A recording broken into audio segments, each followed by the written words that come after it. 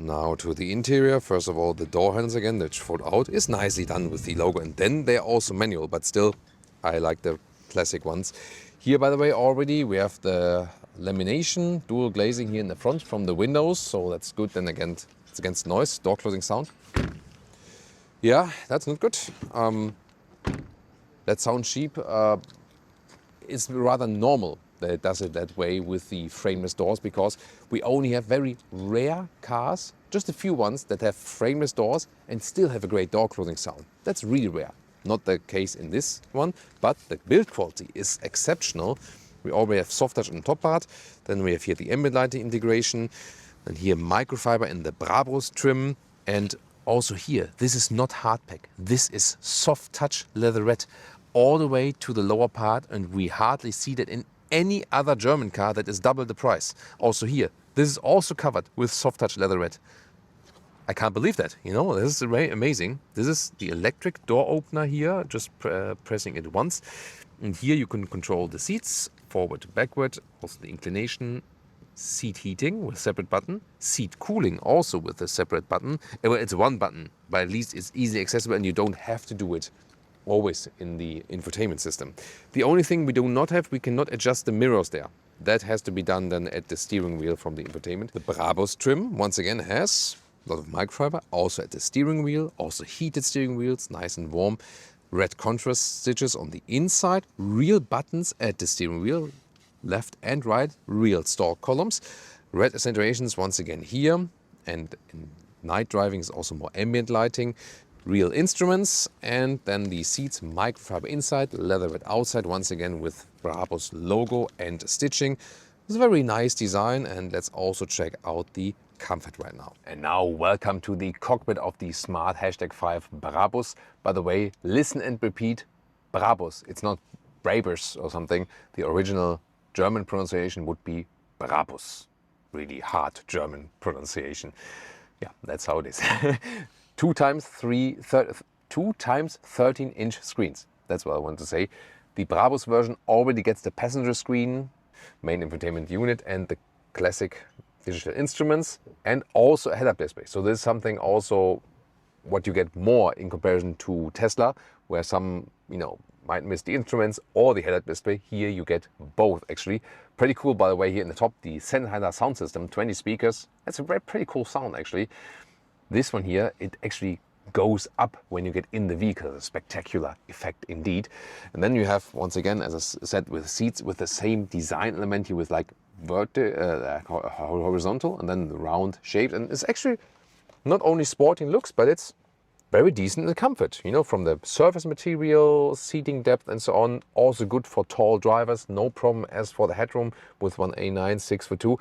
Steering wheel, in and out, up and down, easy control, and everything feels and looks really nice. From the layout, similar to the other Mercedes ones, GLB and the GLC EQ definitely, with the screen setup, but you have always then again this round design here. Red contrast from the Brabus once again, and then here also good clicking sounds from the vents.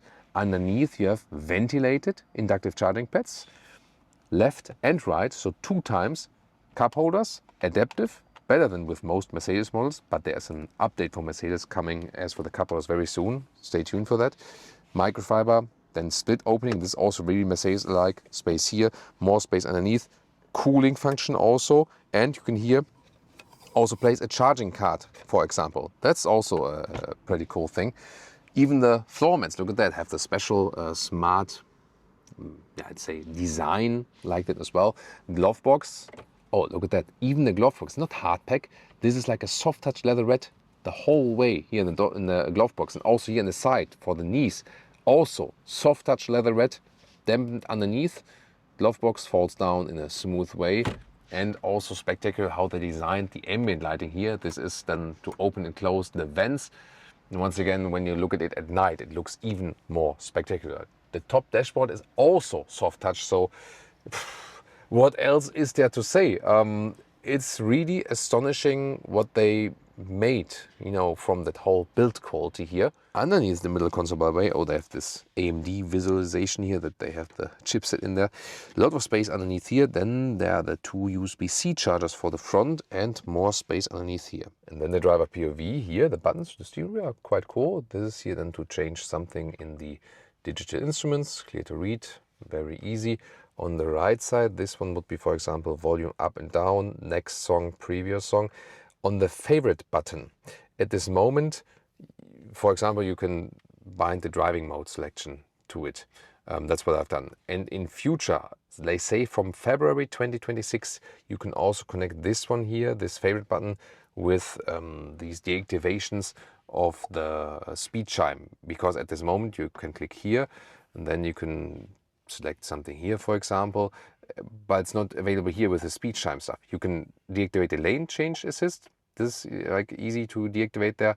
However, this important stuff of the EU speed chime thing, then you have to go here, and then where is it? Assistance, and then here the active speed limit warning. And that's too complicated to access that. So this will be improved smart promises. Then we have also a head-up display. It's always larger than it actually appears on camera. It's hard to see on camera, but I promise you can very well see it in real life. And the main infotainment unit, you already saw something from it. It's the main screen. You also have Apple CarPlay or Android Auto integration, which is really nice. And the system is quick, you know, and we're not used to that. At least from a lot of manufacturers, it's really, really nice, really quick. Also, the visualization of the vehicle here looks pretty cool. You can also open the bonnet or the trunk from here, or the shade on top, but there are also easier ways for that for sure. Then some hotkeys here on the left side, for example, for the driving modes. I have deactivated these chimes, by the way, that when you switch to driving mode, that is always like or something. That's really annoying. I have deactivated that. Here you can also change in the different driving modes. Is it more or low regenerative braking? And you can also activate the S pedal. That's like the E pedal, like one pedal driving. You can drive with or without it. Both would be possible. The only thing I don't like that much is that the climate change here, the climate unit, is only accessible here, pretty small, only there. For heated steering wheel, you have to go in there. For seats, you can do it here, cooled or heated seats, but you can also do it from the inside of the door, as I said. And then calculation of the car internal GPS of charging stops. Here, for example, across Germany, here 2 charging stops. So this is then also calculated. It works. The visualization is maybe not the most modern one of this GPS, but it also offers this route and charging calculation. The rear seats will be super exciting, and who would have guessed that? First of all, when I lower the windows here, also for the rear windows we have the lamination dual glazing. Wow, this is exceptional for this price proposition indeed. And with the integration and the 20 speaker standardized sound system, more speakers here, so you can change the inclination of the rear seat here. This one does not change anything at first because this cannot be moved forward or backward. However, if you activate this button here, then you can control the forward seat and make more room for your legs here in the rear, making like a chauffeur position. However, there's also a direct hotkey for that in the lower part here. And this button here, one press, and then the inclination goes all the way backward, and this one goes all the way forward, and you can really make this a chauffeur car suddenly. So, and this is indeed this, like the Chinese influence from the Geely Corporation, you know, like Geely 50%, Mercedes 50%, and on the Chinese market, these luxury features are so important, and people appreciate, spend a lot of time in the vehicle, and then they integrate such features here. And I mean, look at that. This is amazing. And at the same time, you can press one button again, then the inclination goes a little bit more upright and the seat comes back to you again. Wow. Then we have 2 USB-C chargers here in the middle part. Rather even floor. And when I'm sitting here as a tall driver, I still have a lot of legroom left. Look at that. Wow. It's astonishing how much legroom you have here in this vehicle. The angle of the knees also not too bad. Soft touch, by the way, also at the inside of the doors. Here you can now see more of the ambient lighting. Once again, I can change out the angle here. On this side, you can see the difference here. For example, like this, more upright or more backward. Headroom, also no issue at all, 189/602. This is a fixed panoramic glass roof. You cannot open it in the sense of fresh air. What you can do is when it's really hot, then you can apply this shade right here. So it's like a hardware shade, and it goes all the way. And the astonishing thing is that this really goes all the way across the vehicle. Last but not least, you have door handles here, like the grab handles, 3 inside the vehicle, just not for the driver. And here you have also separate reading lights for the rear, and they are also adjustable like this. What do they remind me of again? Where do they also use this design, like with that you can move it like this? I think it's also in some non-automotive area where they used this design. What was it again? Maybe some of you remember, and then you can put it in the comments. And once again, this design with the horizontal element, which has then the rounded shapes at the right and left, also at the back part of the seat, everything covered here in leather red. Also here, there's no hard plastic. This is also soft. This area here is soft. This is soft.